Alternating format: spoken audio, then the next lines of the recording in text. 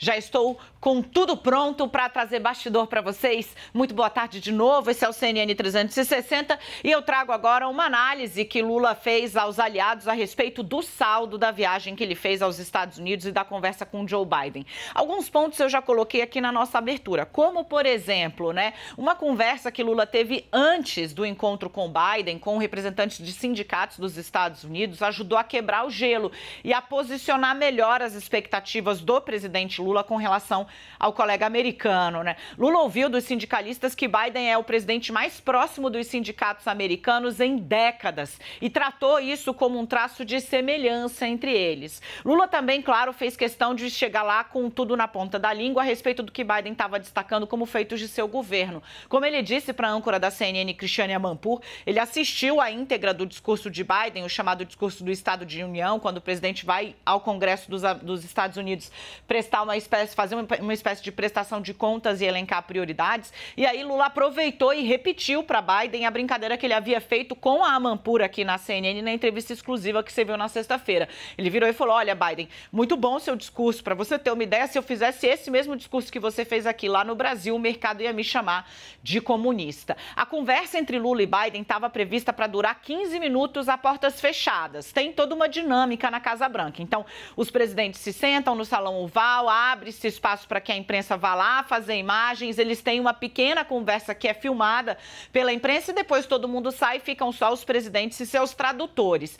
Nessa segunda etapa, que é essa visita a sós, a ideia era que eles ficassem 15 minutos conversando, eles ficaram quase uma hora, o que fez com que Lula relatasse aí a visita como uma espécie, como um sucesso.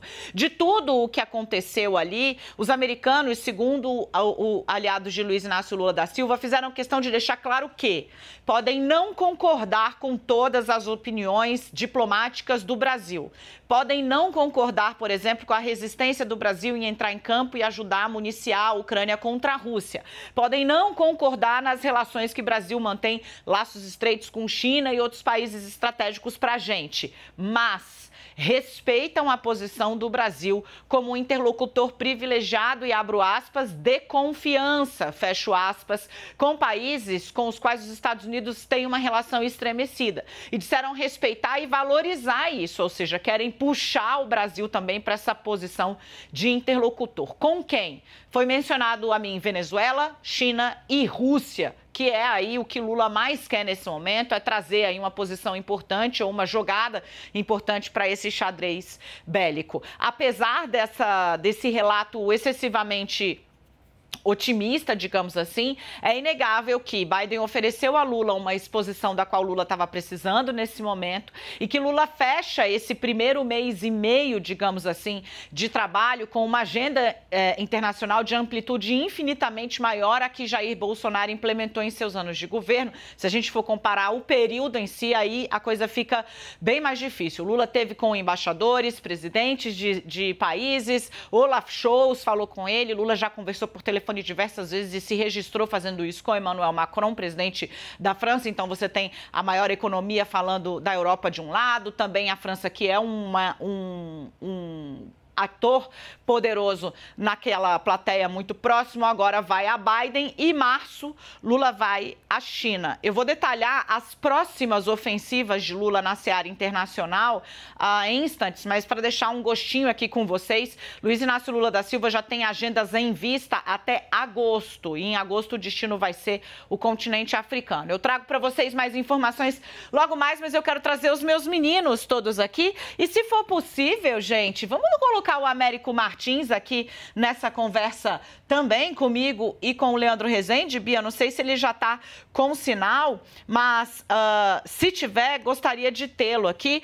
Yuri, começo com você, querido. Trabalhou no final de semana, né? Tava aqui no domingão, Mas chegou disposto hoje, viu, Brasil? Nem parecia que estava assim, digamos, cansado. Não tava. Yuri, Lula faz esse registro muito positivo a respeito de sua estadia nos Estados Unidos e da conversa com Joe Biden. Os americanos fizeram questão de colocar a divergência que tem com algumas posições do Brasil, mas respeitando aí a proximidade e o fato de que é um aliado estratégico para fazer interlocução, ou seja, mediar contatos com nações com as quais os Estados Unidos não têm boa relação ou nenhuma relação, citada ali Venezuela, Rússia e China. Para a estratégia de Lula, Yuri, qual a importância desse relato?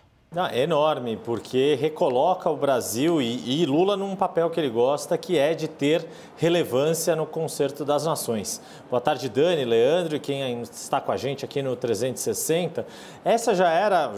Esse cenário já se desenhava quando essa viagem ficou definida. Só o fato de Lula conseguir ter uma viagem aos Estados Unidos, ser recebido na Casa Branca com 40 dias de mandato, já era uma vitória por si só, independentemente do que acontecesse na conversa tete a tete entre Lula e Joe Biden, na conversa one-on-one, digamos, para usar a língua máter dos americanos.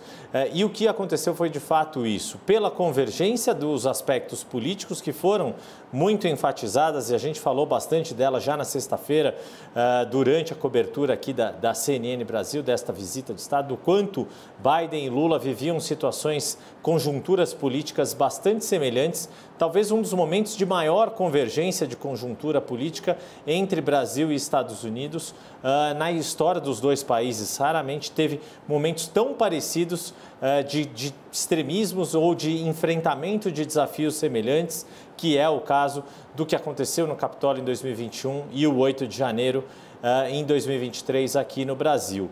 E aí vale acrescentar, Dani, um aspecto sobre o qual me debrucei também em relação a essa viagem, da relevância do anúncio da adesão dos Estados Unidos, ou pelo menos de um aporte inicial de recursos para o Fundo Amazônia. E isso, a importância não é pelo valor em si. O problema do Fundo Amazônia não é de caixa. Tem mais de alguns bilhões de reais em caixa. Não é problema de ter dinheiro, é uma questão de governança e uma questão de restabelecer e dar relevância para o Fundo Amazônia. Sendo um fundo que tem como protagonista duas nações europeias, Noruega principalmente e também Alemanha, logo após do chanceler alemão em território brasileiro ter anunciado, junto com a sua ministra dessa área ambiental, um aporte de recursos pesado, como a Alemanha fez na primeira semana de fevereiro, na semana de janeiro para fevereiro, depois dos Estados Unidos, ainda que com um valor simbólico, fala-se em 50 milhões de dólares, mas fazer a adesão a esse fundo, isso já tem um simbolismo, também é um trunfo importante para esse objetivo que Lula quer para si e como ele enxerga o Brasil no teatro internacional, como um país capaz de fazer interlocução dos grandes temas, como a relação na questão da guerra da Ucrânia, mesmo a questão aqui da Venezuela no continente americano. O Américo Martins já está aqui com a gente para explicar, aqui traduzir qual é o peso desses gestos em linguagem diplomática. Eu achei interessante, Américo, que ninguém, quer dizer, a pílula está adorada pero no mucho, né? No sentido de que, olha, não é que eles falaram não maravilhosas as opiniões de vocês aí a respeito dos temas que nos interessam mais nesse momento, como China e guerra na Ucrânia. Não. Há divergência entre o que pensam os americanos e o que pensa a diplomacia brasileira sob Lula em relação a alguns temas centrais. Mas houve a sinalização de respeito e de reconhecimento do Brasil como um ativo importante para a mediação desses contatos, que algumas vezes para os americanos estão ou interditados ou repletos de desconfiança de parte a parte, como é o caso de Estados Unidos e China. China, aliás, que é o próximo destino de Luiz Inácio Lula da Silva. Para a gente e para a política internacional, Américo, o que isso sinaliza? É importante essa volta do Brasil ao cenário internacional e essas discussões com os americanos e todas essas viagens que o presidente vai fazer aí nos próximos meses. Os Estados Unidos, de fato, respeitam as posições do Brasil. Eu cheguei a conversar com alguns diplomatas americanos antes e depois da viagem do presidente e eles reconhecem, por exemplo, que a China é muito importante para o Brasil. A China compra mais de 1/4 de tudo que o Brasil vende no exterior. Então, é importante para o Brasil e os Estados Unidos não esperam que o Brasil adote algum lado, ou americano ou chinês, nessa disputa entre os dois. E no ponto específico da China, ele pode, de fato, o Ministério das Relações Exteriores brasileiro pode, de fato, ajudar num distanciamento, numa conversa ali melhor entre Biden e Xi Jinping. Não vai ser um ator principal disso, mas pode ser uma das forças que ajude nesse diálogo. Um outro ponto que você levantou, muito importante, Dani, é essa questão da Venezuela. Na Venezuela, sim, o Brasil tem um papel muito grande a jogar. E os Estados Unidos, inclusive, consideram, como uma boa parte do Itamaraty, um grande erro do governo Bolsonaro ter suspendido as relações diplomáticas com Caracas. Porque se você não tem relações diplomáticas, você não tem nenhuma capacidade de influenciar aquele país. Um dos primeiros atos do governo Lula na política externa foi justamente renovar esses laços e voltar a ter laços normais diplomáticos com a Venezuela. Ali sim, os Estados Unidos e outros países esperam que o Brasil tenha um peso muito maior, porque temos excelentes relações não só com a Venezuela, como os outros vizinhos também. E a questão da Rússia é que me parece a mais complicada de todas, onde o Brasil tem uma divergência maior.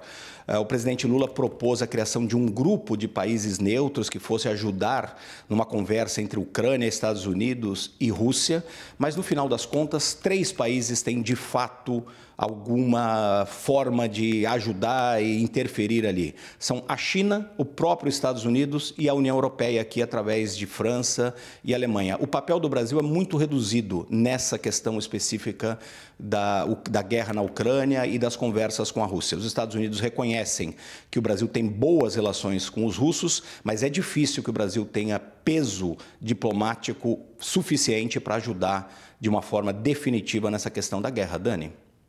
Américo, isso que você traz é importante. Então, assim, o Brasil poderia ter alguma centralidade nas discussões sobre como mediar a questão da Venezuela para ficar aqui, né? O ditador venezuelano Nicolás Maduro não disputa eleições limpas há bastante tempo. Como ele fez isso? Controlando o judiciário. Essa é a Bíblia ali de todo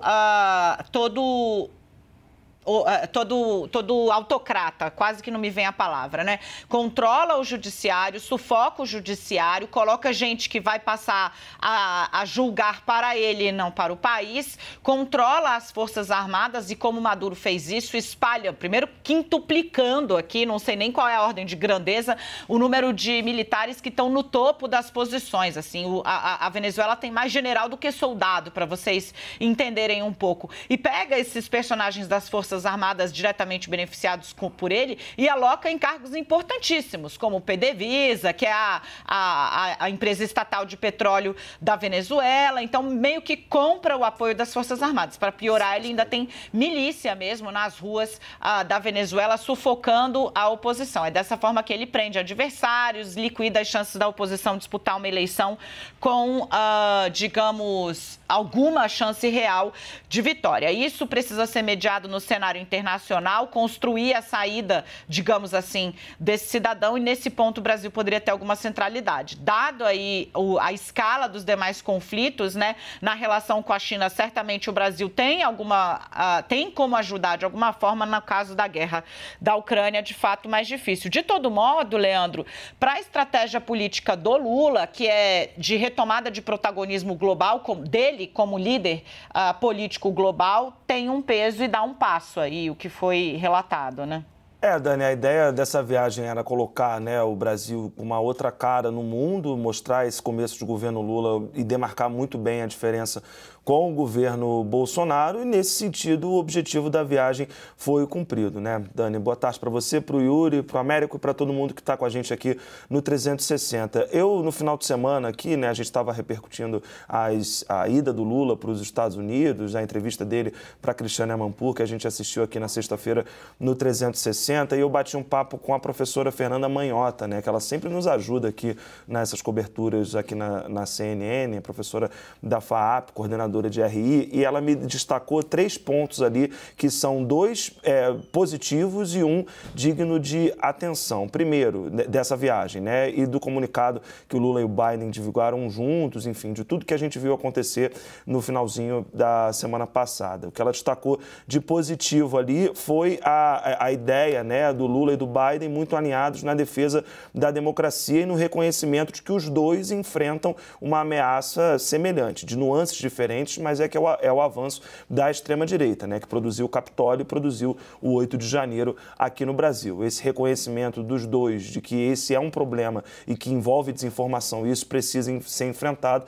foi destacado pela professora como um ponto positivo. A questão ali do meio ambiente, né? O Yuri mencionou o Fundo Amazônia e ela colocou isso como um ponto super positivo, mas digno de acompanharmos, né, os próximos passos, porque ela até me explicou que não é simples o envio de dinheiro dos Estados Unidos para um outro país, mas que essa sinalização ela já é super importante. E o que ela colocou como um alerta, né, dessa viagem é de que antes os Estados Unidos tinham ali uma postura de algum incômodo com a neutralidade, assim, entre aspas, né, que o Brasil ficou na guerra da Ucrânia com a Rússia, mas que agora era importante observar como que o governo americano vai reagir à ideia do Lula, e ele deixou isso claro no discurso, de ser protagonista nas discussões internacionais daqui para frente, inclusive nessa questão da guerra, né? Então, de procurar e falar em paz e falar com a China sobre isso e tudo mais. Então,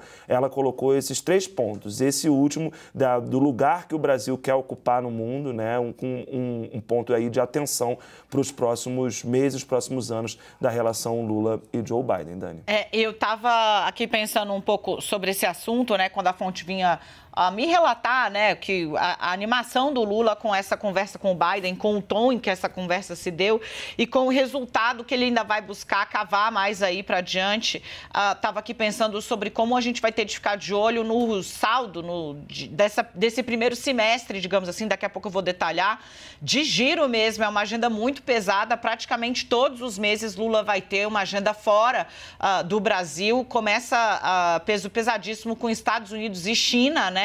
Essas duas potências que estão se digladiando em vários palcos da geopolítica e que Lula vai ter contato aí prioritário nos 3 primeiros meses de mandato.